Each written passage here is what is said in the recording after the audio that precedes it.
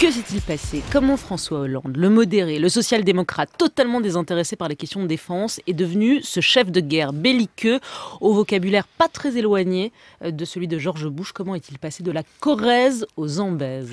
Ce qui fait le prix de l'interview quotidienne de Léa Salamé sur France Inter, c'est l'application moderne du vieux principe de Montaigne: la parole est moitié à celui qui parle, moitié à celui qui l'écoute. Affaire chez elle de présence et de tempo. Ils veulent faire de l'Europe un champion du numérique. Stéphane Richard, dans ce domaine, pourquoi on est si nul?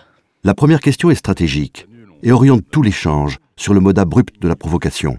Absence de l'Europe, désintérêt d'Obama, ambiguïté de Poutine, la France n'est-elle pas un peu seule face au terrorisme?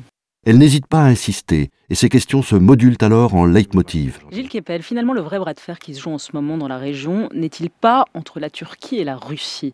Mais sur le fond, est-ce que les Russes sont en train de prendre la région? Est-ce qu'on est en train de donner le Proche-Orient aux Russes? Elle électrise l'interlocuteur, cherchant à lui arracher la formule choc. Est-ce qu'on va vers une troisième intifada? Écoutez, on n'en a sans doute jamais été aussi près.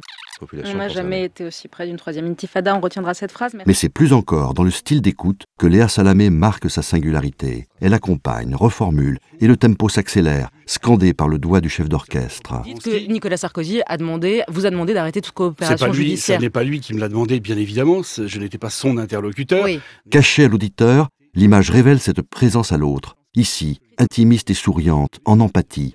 Là, concentrée et à l'affût, arc-boutée sur son bras gauche.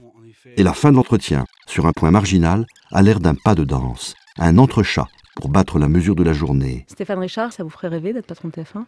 Non. Je suis très heureux comme ça. Très heureux à Orange. Merci, belle journée à vous. Bref, la marque de fabrique de l'interview de Léa Salamé. Entre écoute et parole, c'est un tempo où l'empathie cohabite avec la provocation.